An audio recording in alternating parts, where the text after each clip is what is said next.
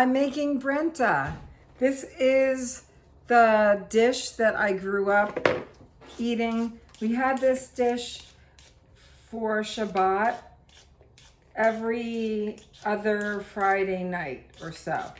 This is from my grandma, Rose. She made this for her family on a regular basis. And when I was a little girl, I was very jealous because my cousins, my Uncle Nat and his kids, my mother's brother, Uncle Nat, his children used to go to my grandmother's house for dinner every single week, and my brother and I never got to. So anyway, at least my mother made Brenta on a regular basis. So I used to watch my mother make it, and it always started by peeling the potatoes, okay? So usually about 5 pounds, I would say, because it shrinks down when it's cooking. So you have to really make a lot because of how much everybody loves it. So today I got a request from my daughter and my grandkids to make the Brenta. The kids love it. And so does my daughter. So does Randy. So this is the first step. After you peel the potatoes, you rinse them off with water, and then you cut them into chunks. You can see the size. Obviously, every single chunk is not exactly the same. This is approximately the size. So like this. I've already rinsed these potatoes.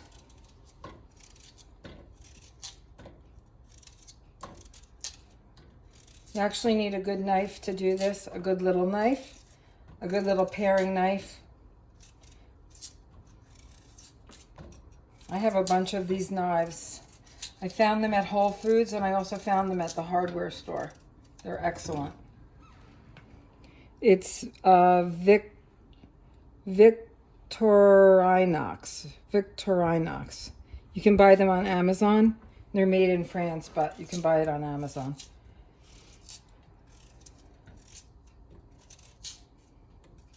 Not too little, not too big. So this is called Brenta, and Brenta means, in Yiddish, it means burned, because these potatoes actually get burned. And like I said, this was my favorite side dish when I was growing up, and also my brother Kenny's favorite. So I had this little trick, and that is that I would help my mother cook these. It became my job, actually, to cook these on Friday night. And what was so great is that when the potatoes were done, then I would bring them over to the table to serve them, put them on the table, actually. And since I carried them over to the table, that meant that I was holding them, which meant that I got to take the potatoes first. And I picked my potatoes very carefully, and I got all the pieces with the most burned on them. I think my mother, kids call her Nana. I think she was quite aware that I was doing that. She used to laugh, and she realized that I was taking all the best pieces. And she'd say, "Would you save some of those best pieces for me?" Kenny, he didn't realize what was happening. It went over his head, poor Kenny. Always getting the short end of the stick from me, his older sister. So I have made these over the years many, many, many times for my kids and for my grandkids. Now that we're in quarantine, I've gotten into the routine over the last 3 weeks of making dinner once a week for my daughter. Either I bring it over to her house or she comes and picks it up. Oh, I might need my bigger pan. I think I'm actually going to need my bigger pan. It's making a bigger amount than I thought, because these potatoes are huge. So this actually might be about 6 pounds. But you can always heat them up the next morning and eat them with eggs. Heat them up in the microwave. And they're really delicious with eggs. Potatoes and eggs. Okay, so I'm going to have to switch pans. I will go and get my bigger pan. Okay, so I had to switch it into a bigger pan. I actually peeled more potatoes than I thought.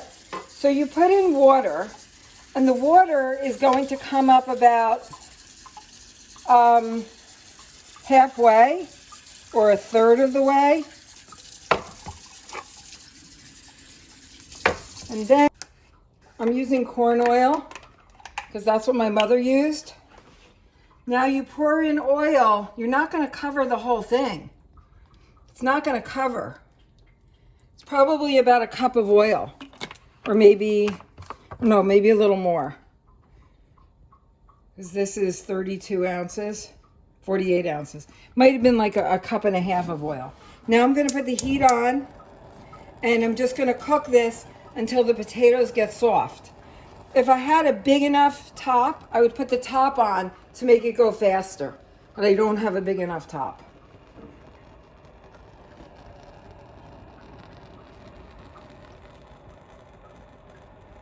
I ended up putting, for a top, I put a cookie sheet over the top because it makes it go a lot faster. What you're looking for is you're looking for the potatoes to start to be getting soft, and where the fork goes in, let's see, yeah, the fork is going in pretty easily, so that means that basically, actually I'm going to do like another 5 minutes, not quite soft enough. I'm checking, and I know for a fact that it's soft enough now, so now I take the top off, my makeshift top, take it off, and now it just sits until all the water evaporates and it starts to get brown on the bottom. So now I don't really have to watch for another 15-20 minutes. It just, all the extra water is going to cook off now. Okay, so now this has been evaporating down, and you can see all the water's gone. Really what's left is the oil, okay?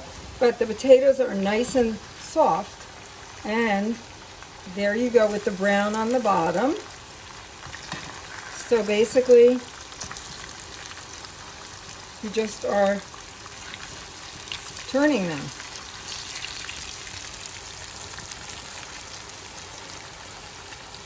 But oh wow, they have a lot longer to go. Now, one of the things that I do as I'm turning is I sort of chop some of them into smaller pieces. I don't want it to be like mashed potatoes, but I also don't want all the potatoes to be so big. But I think I could have gone longer before I turned, because it's just not that brown on the bottom yet. So I'll just let it sit another 10 minutes or so. Oh, I found some more brown right there. Move them over so the ones that aren't brown start to get brown. And now maybe like another 15 minutes in this position, and then I'll turn again. Okay, so I let it sit about 10 minutes, and let's see what's going on the bottom, on the bottoms. See? See the Brenta? See the burn? That's what you get.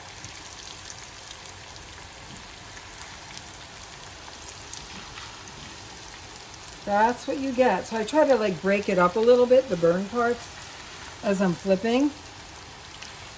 I try to break it up a little bit. I'm going to sprinkle it lightly with kosher salt. I'll add more kosher salt later, but this is another one of the secrets to the great taste. The kosher salt.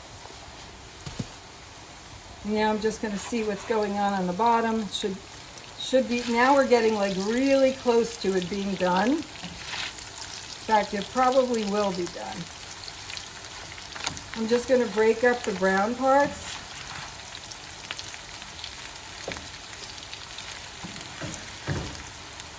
Yep, it's done pretty much.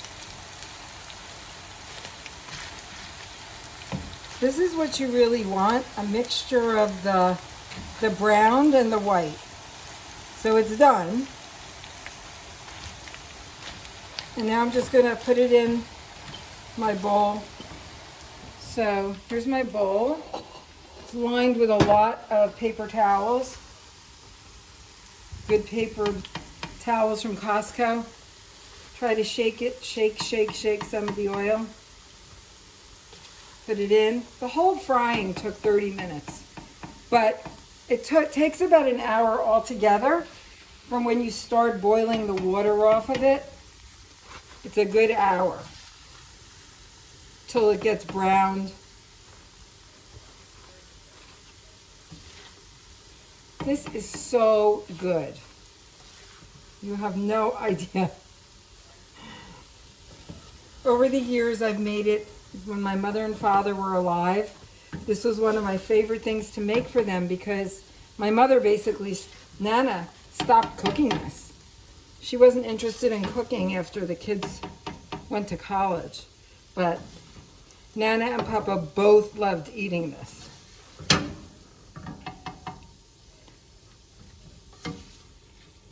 That's what I love to do. I just like to make it for the kids, make it for Nana and Papa and the grandkids. That's my joy. And Uncle Kenny, because he loves it too. And Uncle Kenny's kids. Okay. Got to get every little bit. And now, here, I'll just sprinkle a little more salt on this part. Okay. Wrap it up. Flip it over and just let it sit. I'm going to let it sit for about 10 minutes in the paper towel. Then I'm going to unwrap it and I'll cover it with aluminum foil so Randy can pick it up. And that's it. That's Brenta.